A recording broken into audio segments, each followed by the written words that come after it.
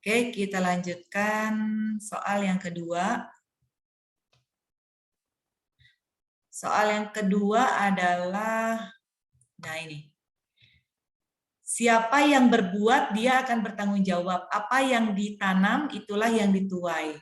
Tentu sudah sering mendengar pepatah tersebut, di mana artinya ialah apa yang dimiliki dan didapat seseorang adalah hasil dari perbuatannya sendiri. Jika ia berbuat baik, maka akan mendapat kebaikan dan sebaliknya. Sebab itulah diciptakan jenis surga dalam Islam untuk orang yang berbuat baik. Itulah yang disebut hukum sebab akibat. Nah, namun menurut pendapat saudara, apa sama hukum sebab akibat dengan hukum karma? Nah, kalau ini memang tidak ada secara tertulis di modul, namun Ibu pernah menyampaikan ketika materi hukum sebab akibat ya, materi kedua ini, karena ada yang bertanya gitu, apa sih, emang sama gak sih sebab akibat dan hukum karma? Seperti itu. Coba di sini, sebelum Ibu lihat hasil jawaban para mahasiswa, ada yang ingin gimana jawabannya ketika UTS? Fauzi, Fauzan, Safira. Kenapa, Bu? Fauzi gimana? Kenapa, Bu? Fauzi jawabannya apa nomor 2? Sama atau beda? Jawaban yang mana, Bu? Maaf, Bu, tadi kurang dengar, Bu. Nomor 2. Siapa yang berbuat, dia akan bertanggung jawab. Apa yang ditanam, itulah yang dituai. Tentu sudah sering mendengar pepatah tersebut. Nah, apakah hukum sebab akibat dengan hukum karma sama?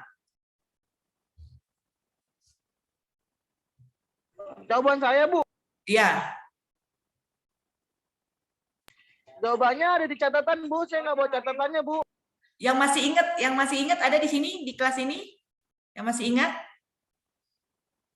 Safira, Dimas, Jihan. Ya, Bu, kenapa, Bu? Masih ingat? Jawabannya apa? Nomor 2.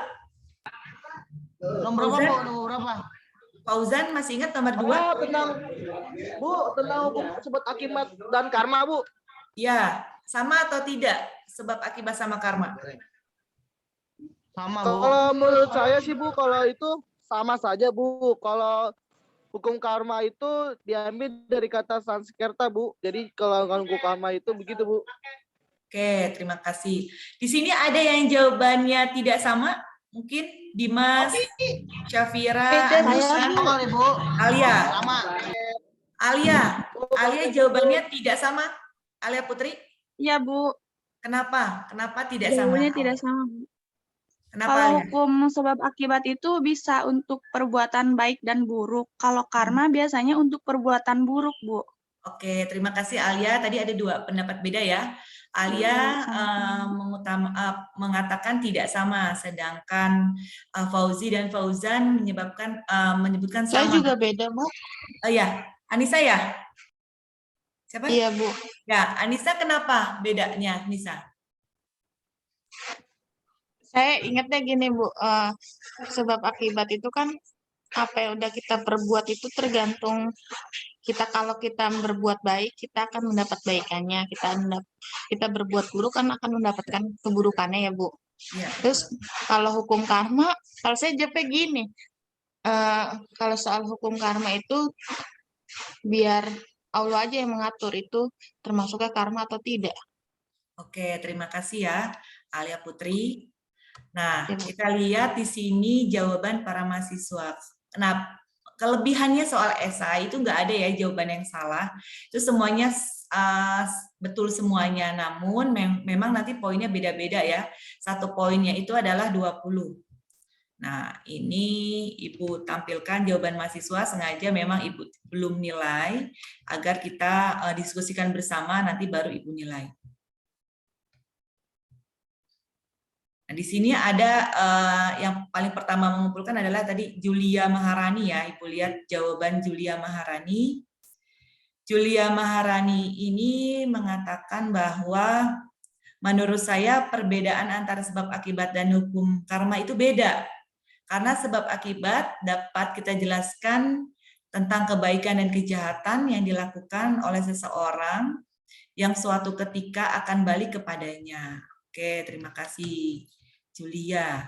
Coba kita lihat lagi ya jawaban dari Fauziah yang paling terakhir.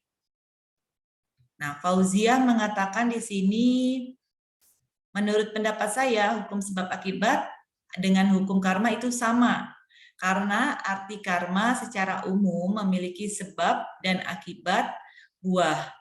Karma yang baik akan datang dengan akibat yang baik, dan karma yang buruk akan datang dengan akibat yang buruk. Keburukan ataupun kebaikan yang kita dapatkan itu adalah sebab akibat perbuatan kita di kehidupan yang lalu. Nah, ini ada dua pendapat berbeda ya.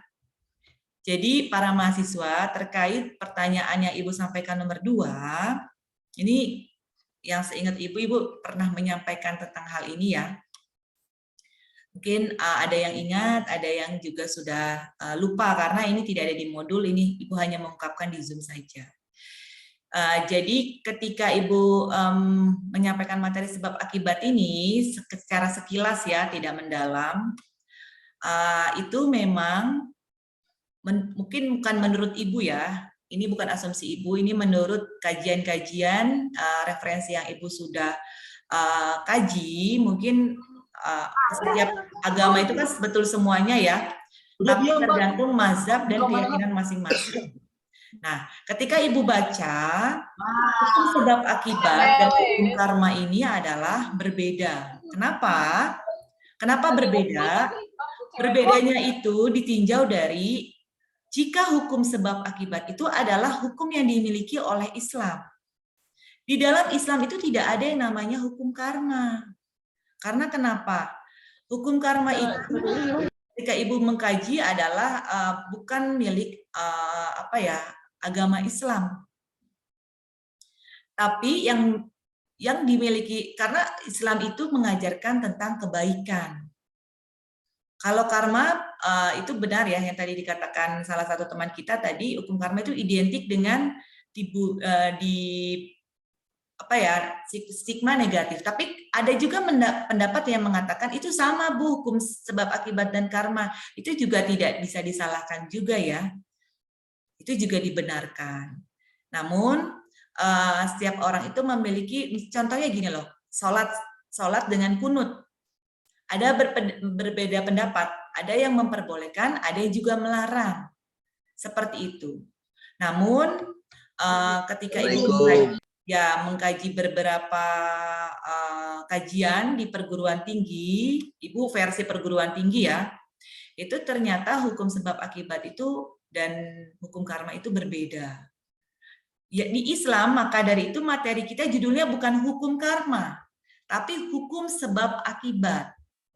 Karena memang di dalam Islam itu tidak ada. Hukum karma itu adalah bahasa orang Indonesia. Karma, kalau orang berbuat baik itu akan dibalas berbuat baik, itu karma. Padahal sebenarnya dalam kamus bahasa Indonesia aja juga tidak ada yang namanya karma.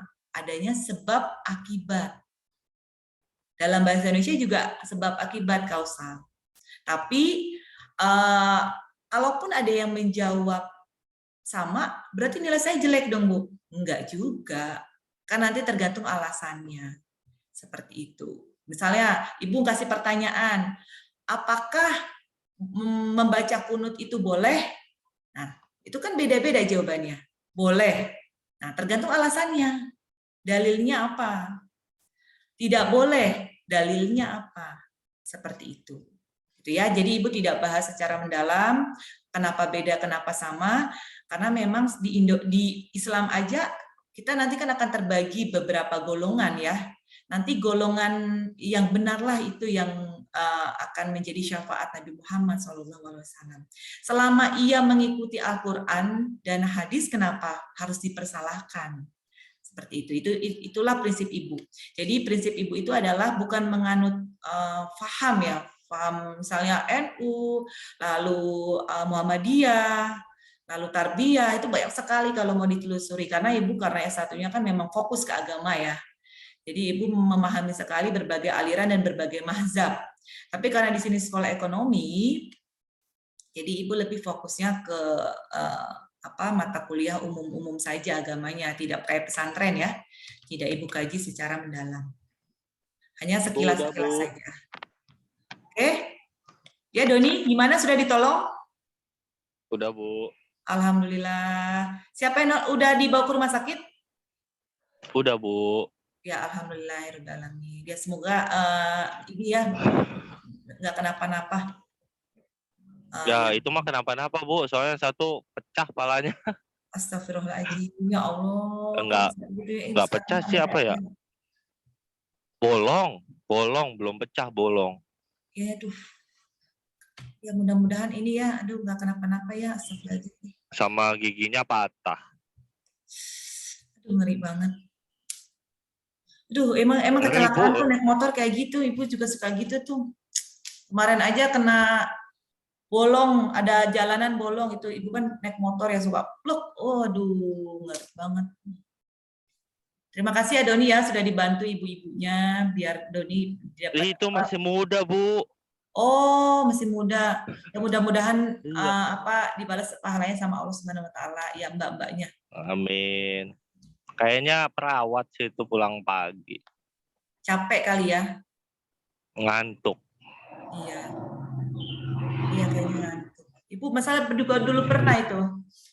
Naik mobil, ketabrak mobil sama ibu kan biasa naik motor ya. Marah-marah angkotnya. Nah, tapi ibu ditolong sama anak muda tuh ya, sepantaran mahasiswa. Pokoknya harus tolong ya, harus tolong mau mbak-mbak, mau masih muda, mau ibu-ibu, mau bapak-bapak ya, harus ditolong. Seperti itu karena kasihan ibu karena mengalami seperti itu tuh ketika ibu dimarahin sama tukang angkot gara-gara ibu ngantuk kuliah. Itu juga sama kayak para mahasiswa ya. Dulu juga kuliah sambil kerja malah ibu tuh. Di motor ngantuk ketabrak itu mobil sama ibu. Oke, tapi banyak yang posting itu, Bu, nanti juga. Oh, jangan ya. Doni jangan ikut-ikutan ya. Jangan diposting ya, Doni. Kasian. Orang banyak. Stay safe, teman-teman. Stay safe. Jangan. Yang megang HP. Ini bukannya jangan. diangkat dulu, malah dipotoin dulu. Jangan ya. Apalagi kalau ibu bapaknya meninggal, terus diposting di media sosial, jangan ya, ibu saranin jangan, kasihan orang tuanya atau orang lain. Kita niatnya bantu aja, kita bantu kayak ibu bantu tetangga ibu yang sedang meninggal itu, nggak ibu kasih tahu, orang-orang malah ibu bantu aja, niatnya lillahi ta'ala. Karena ketika kita misalnya mengumbar ke media sosial ini saya sudah menolong atau apa itu, aduh sayang pahalanya nanti hilang gitu ya. Jangan. Apalagi yang meninggal gitu ya, aduh kasihan banget gitu. Didoakan saja ya Allah, mudah-mudahan dia sehat lagi, yang tadi palanya bocor mudah-mudahan gak kenapa-napa, yang meninggal diwafatkan dalam keadaan husnul khotimah seperti itu ya.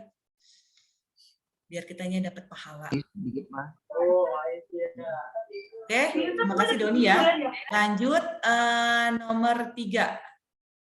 Tuliskan salah satu perilaku Nabi Muhammad SAW yang berkaitan dengan keesaan Tuhan atau tauhid, di mana kita sebagai seorang Muslim dituntut untuk merealisasikan tauhid dalam kehidupan kita sehari-hari. Ini sudah ada ya di presentasi yang Ibu sudah berikan.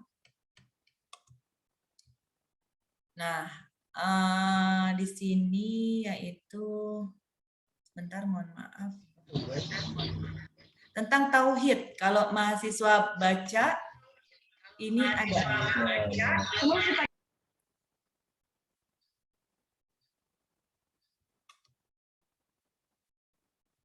Tauhid.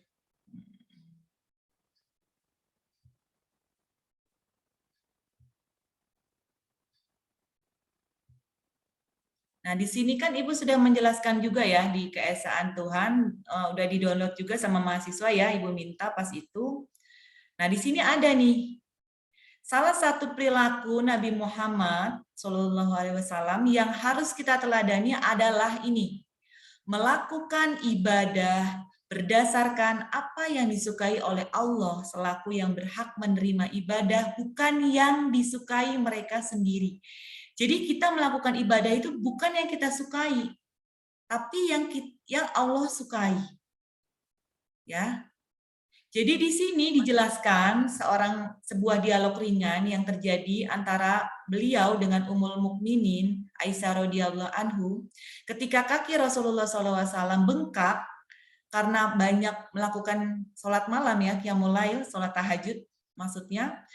Aisyah Rasulullah SAW berkata, ya Rasulullah, ini mohon maaf ya, salah ini. Rasulullah, Anda melakukan ibadah qiyamul lail, sholat malam atau sholat tahajud, sampai kaki Anda bengkak.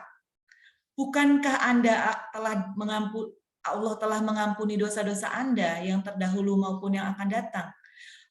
Rasulullah SAW menjawab dengan tegas, tidak patutkah aku menjadi seorang hamba yang bersyukur? Seperti itu. Jadi dialog ringan ini menjelaskan bahwa karena Allah menyukai hamba-hambanya yang pandai bersyukur. Seperti itu ya. Maka Rasulullah pun melakukannya tanpa menghiraukan kaki beliau menjadi bengkak karenanya. Jadi sebagai manusia biasa, kita kadang-kadang punya persepsi sendiri ya tentang sesuatu. Apakah perintah atau larangan Allah? Seringkali terjadi persepsi kita bertolak belakang dengan apa yang Allah tetapkan. Misalnya, kenapa ya hidup saya seperti ini? Kenapa saya dilahirkan dari orang tua yang seperti ini?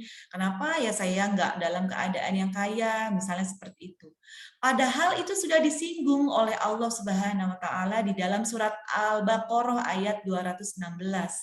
Nah, Ibu paling suka kalau mau berdebat masalah agama itu berdasarkan dalil Al-Qur'an ya. Karena kenapa? Allah sudah menjelaskan di sini diwajibkan atas kalian berperang. Ini dulu ya contohnya kalau misalnya kita situasinya berperang ya. Padahal berperang itu adalah sesuatu yang kalian benci karena takut kematian kan? Boleh jadi kalian membenci sesuatu padahal ia amat baik bagi kalian, dan boleh jadi kalian menyukai sesuatu padahal ia amat buruk bagi kalian. Allah mengetahui